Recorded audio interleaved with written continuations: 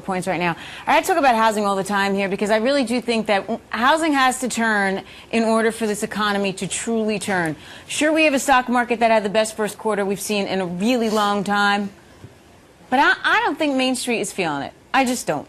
Maybe because I'm not feeling it at home. I just presume nobody else is too, but I could be wrong. But there's a huge amount of foreclosures on the market, and maybe getting rid of them will help this housing market once and for all. Leitman Bailey's with us right now, author of Finding the Uncommon Deal. Tons of foreclosures coming to market these days, aren't there? Actually, not enough are coming to market. Why not enough? Because it's an election year. If we flood the market with foreclosures, and there's a lot of supply, there's a lot of houses to buy from, what's going to happen to prices? They're going to go down. So the administration and Congress and everybody running for office does not want too many homes on the market because your home will be worth less. So you're saying they're controlling the amount of foreclosures that are coming to It's market? artificial control with a steroid. How? Because we saw it controlled during the robo-signing deal. Yes. And that was supposed to be over. It's continuing. The robo-signing deal, there's now a settlement, which is more like window dressing. Right. Where you're helping people that can't pay their mortgages and rewarding them, which makes no sense to me. Right. But that's a different story. So now you have a pipe that's glutted, and it can't move out. And the reason it can't move out is because there's millions of foreclosures that are not being sold. So what's the only way to keep the market where your house is worth the same as it was 4 years ago or close to it, only 30% less? What you do is the new administration plan is to sell many of these homes in 3 states, Chicago, Atlanta, and Los Angeles, and rent them. No, they're going to sell them in bulk, so those people can't live in them. They're going to rent them. Right. That will then keep the market the sales market from artificially coming down.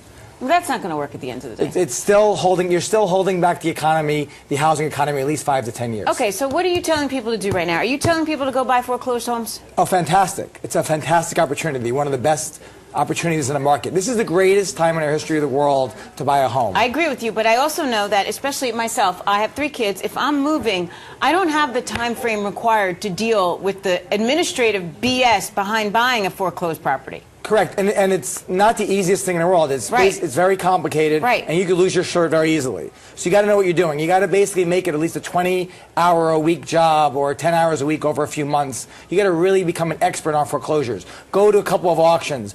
First, become an expert in the market. Know what a price should go for. Then you're going to get a list of homes that are in foreclosure. You got to go visit them. But most of the time, you can't get inside. So then what do? Well, then you're guessing that the repairs that you're going to have to use on it aren't too great. You got to make sure there's no liens on the property. Which is a guess. It's a big gamble. It's a guess. Then you have the problem with liens, whereby there may be liens in the house that aren't taken care of yet, and you may be responsible for those. So you need to run a lien search. So you can run a lien search? You can run a lien search. How? Any escrow title company Northeast, West, Midwest, they call it escrow companies, they will run a search for you for very cheap and tell you what kind of liens are on a property. Okay, so wait, let's back up a little bit. So I want to buy a foreclosed property in North Jersey. I know what the homes go for. You're an expert on in a small area of the home. Right. Good. Okay, Pick a county. I picked a county. Pick a county. Okay, so I'm in a county in New Jersey, and I start to look at homes. First of all, how do I get a listing of all the foreclosed homes? Well, you don't. You're going to be reading the newspapers where they have to publish them. You're going to be visiting the courthouses. But a better way than that is by visiting your local courthouse. Yeah. And then there's something called in New Jersey notice of pendency. In other states, lis pendens. And every time there's a lis pendens filed, you know a foreclosure is involved. And it's putting the world on notice that there's going to be a foreclosure auction. The interest in a property is affected. So you can go to that courthouse, and then you're going to get a list of all the properties that are in foreclosure. Is it I mean, I've never been to one. Is it a real auction, like going once, going twice kind of thing? Yes, but there's two kinds of foreclosures. There's pre-foreclosure, then there's the actual auction. The actual auction is going to be published in a newspaper. You're going to go to the auction, you're going to bid. You got to bring 5 to 10% in certified funds to the auction, and you got to get ready to rock and roll. But that differs state to state, because if I'm not mistaken, Florida, you got to bring 20%. It depends on the auction. In fact, when you see the notice in a newspaper or on the courthouse steps on the county wall or anywhere else you heard about it from a friend, there's going to be different rules. So it'll tell you how much money you need. They're going to tell you that the minimum bid is X, and you know, because you're an expert in the market, how much you're willing to spend in that house. Now, does it have to be cash? No, you are going to bring certified checks in very small amounts because if you don't want to overpay. Sure. So if you bring $20,000 and you're spending $100, you've overpaid. You want to bring certified checks in $1,000 to $5,000 so you don't give too much to the auctioneer. Oh my God, at the it's closing. like your own play money, is what you're saying. Yeah. Okay. This is a game. Total. Now, Poker. Is it worth? It's probably worth going to some of these auctions and just standing back and watching for a while. Yes, you need to go to several because a lot of times there's a club there. These are experts doing it every day. But you're better than them because they're buying in bulk.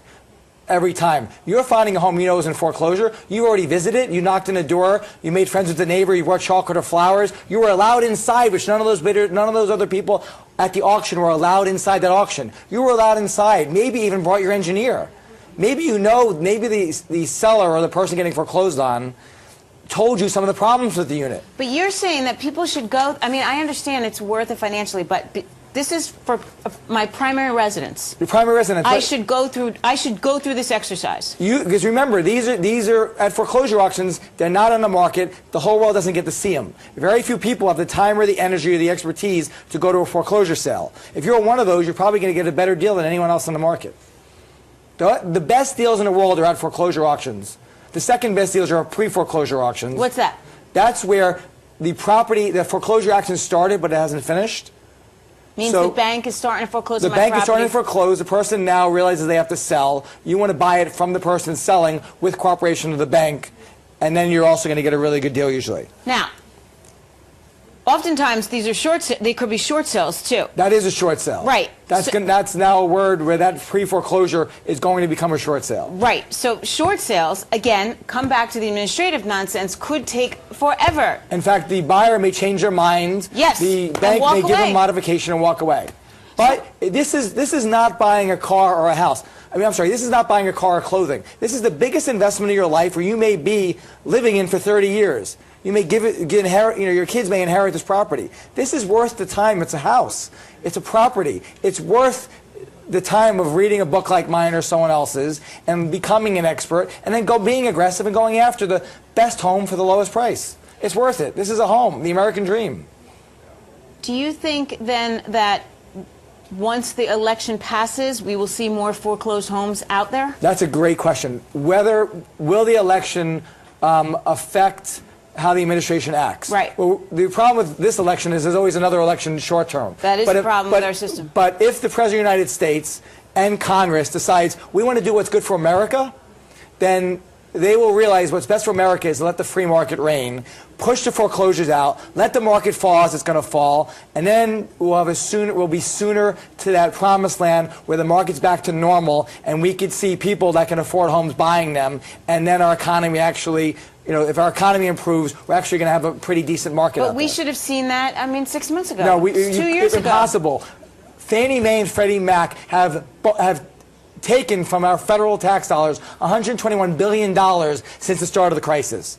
$121 billion. Yes. That's taxpayer money. To bail them out. That's just to bail them out right. and keep the foreclosures out of the system so your home value is higher. So if you're going to buy a home, it's only decreased a third instead of 7%. Why was that worth it, that $128 billion? It wasn't. It's ridiculous. So what I'm saying is we should have allowed the market to purge 2 years ago. Right, but the consumers are uneducated. There aren't enough programs on TV educating the consumer because it's very complicated on what's wrong with the housing market. And thank God Fox News is doing so. Thank God is right. All right, let me ask you this. I decide I'm going to do this.